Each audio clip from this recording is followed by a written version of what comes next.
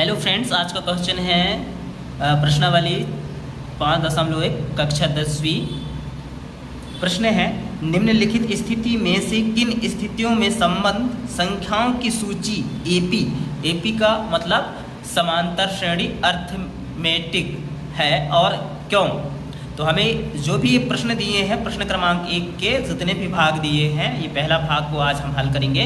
इसमें से हम संख्या सूची बनाएंगे इस प्रश्न को, और उसके बाद हमें बताना है कि क्या यह एक एपी है अर्थात समांतर श्रेणी है, अगर है तो क्यों है, ये कारण भी बताना है। तो चलिए प्रश्न को हम पढ़ते हैं। प्रश्न क्रमांक 1 का पहला भाग क्या है, प्रत्येक किलोमीटर के बाद टैक्सी का किराया, जबकि प्रथम किलोमीटर के लिए किराया 15 रुपये है और प्रत्येक अतिरिक्त किलोमीटर के लिए किराया 8 रुपये है।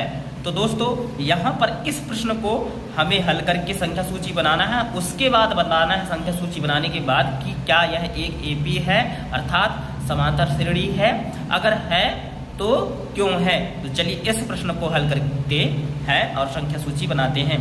तो यहाँ पर मैं लिख लिया हूँ कक्षा 10वीं का गणित एक्सरसाइज अर्थात प्रश्नावली 5.1 क्वेश्चन अर्थात प्रश्न 1 का पहला भाग। तो यहाँ पे हम सबसे पहले क्या लेंगे, प्रश्न से। प्रश्न में क्या दिया है, प्रत्येक किलोमीटर के बाद टैक्सी का किराया क्या होता है, बढ़ता है ना। तो यहाँ पे हम लिखे हैं प्रश्न से, क्योंकि प्रश्न में दिया है प्रत्येक 1 किलोमीटर के बाद टैक्सी का किराया बढ़ता है ना। जैसे कि पहले 1 किलोमीटर का किराया कितना रुपए है, 15 रुपये है। उसके बाद प्रत्येक अतिरिक्त 1 किलोमीटर का किराया 8 रुपये है, यानी कि प्रत्येक पहले 1 किलोमीटर का किराया 15 रुपये है, उसके बाद अतिरिक्त और 1 किलोमीटर अगर चलता है तो उसका किराया 8 रुपये बढ़ जाता है। इसलिए यहाँ पे लिखे हैं प्रत्येक अतिरिक्त 1 किलोमीटर का किराया 8 रुपये है।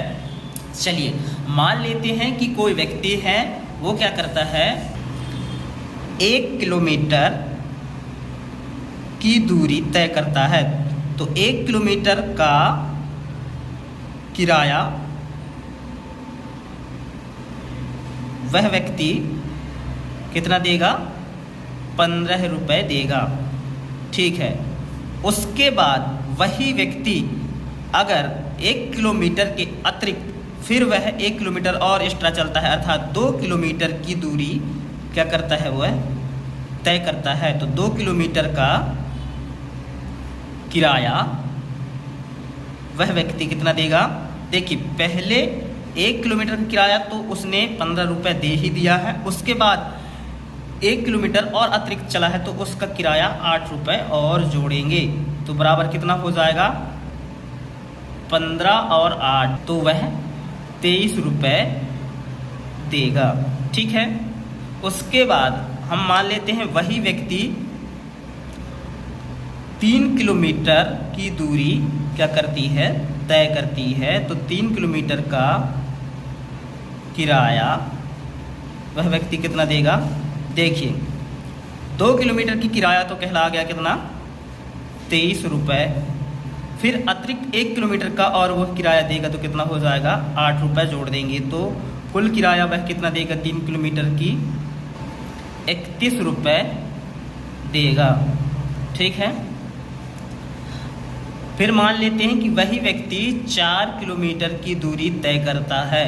तो 4 किलोमीटर का जो किराया होगा वो क्या होगा, देखिए 3 किलोमीटर किराया तो 31 रुपये है, उसके बाद 1 किलोमीटर अतिरिक्त जो है उसका किराया कितना है, 8 रुपये है, तो 8 रुपये भी जोड़ेंगे, तो ये कुल कितना हो गया, 31 और 8 39 रुपये, ठीक है। मान लेते हैं फिर वह व्यक्ति 5 किलोमीटर की दूरी तय करता है। तो 5 किलोमीटर का जो किराया होगा वो क्या होगा, देखिए 4 किलोमीटर का किराया कितना है, 39 रुपये है, तो 39 धन अतिरिक्त 1 किलोमीटर की किराया 8 रुपये बढ़ जाता है, तो यहाँ पे 8 बराबर कितना होगा, 47 रुपये होगा, यानी कि 47 रुपये देगा। तो इस प्रकार ये निकाल लिए हैं। अब इस किराया का जो है क्या निकाल लेते हैं, संख्या सूची बना लेते हैं। तो चलिए संख्या सूची बना लेते हैं इस किराया का।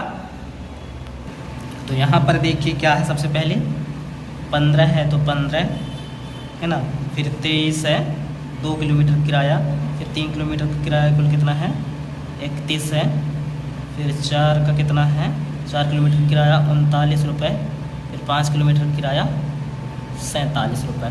तो इस प्रकार हम संख्या सूची बना लिए हैं। अब ये संख्या सूची क्यों बनाए हैं, क्योंकि हम संख्या सूची से ही बता सकते हैं कि क्या यह एक समांतर श्रेणी है या नहीं है, क्योंकि हमें बताना भी है कि ये जो प्रश्न है समांतर श्रेणी है या नहीं है, इसलिए हम संख्या सूची बनाए हैं। अब इस संख्या सूची का हम निकाल लेते हैं क्या, डिफरेंस, अंतर, तब हमें समझ में आएगा कि क्या यह एक एपी है अर्थात समांतर श्रेणी है। तो यहाँ पे हम लिखेंगे इसका अंतर निकाल लेते हैं, या संख्या सूची का अंतर। तो यहाँ पे मैं लिख दिया हूँ संख्या सूची का अंतर। तो संख्या सूची का अंतर कैसे निकालते हैं, देखिए ये प्रथम पद है, ये दूसरा पद है ना, तो दूसरे पद में प्रथम पद को घटाते हैं, है ना। तो यहाँ पे 23 ऋण 15 करेंगे तो बराबर कितना आएगा, देखिए 23 में 15 घटा दीजिए 8 आएगा, ठीक है।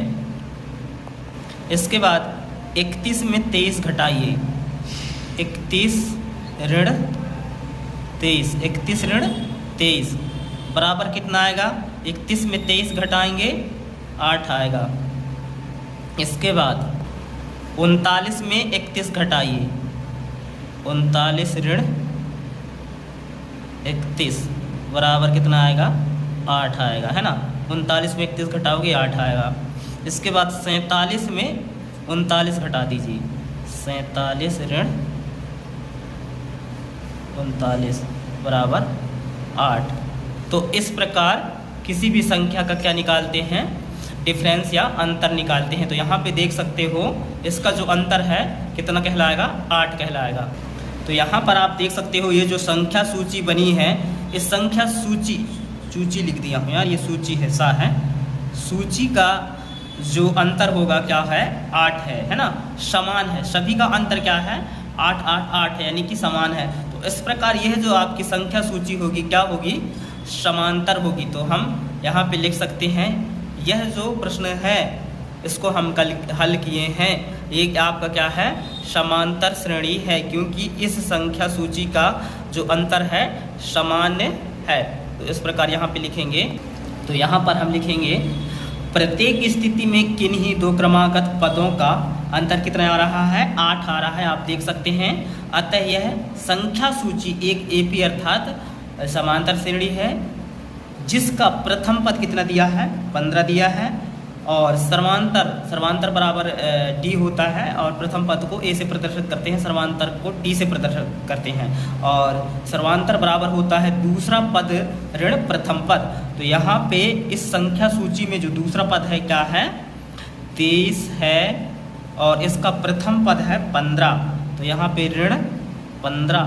तो इस प्रकार 23 में आप 15 घटा देंगे, क्योंकि दूसरा पद इसका कहलाया 23 और प्रथम पद इसका कहलाया 15।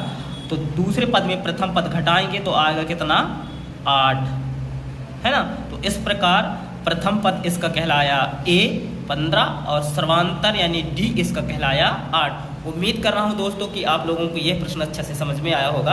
अगर आप मेरे चैनल पे नए हो तो सब्सक्राइब जरूर कीजिए, और पहले से सब्सक्राइबर हो तो अपने फ्रेंडों को शेयर कीजिए। इसी तरह की मैं वीडियो आप लोगों को डेली देता रहूँगा, और आपको जो भी प्रश्न न बने कमेंट्स में जाके ज़रूर कमेंट्स करें। मेरी पूरी कोशिश रहेगी कि आपकी हर कमेंट्स का मैं एक वीडियो के माध्यम से उत्तर दे सकूँ। थैंक यू सो मच, मिलते हैं नेक्स्ट वीडियो में।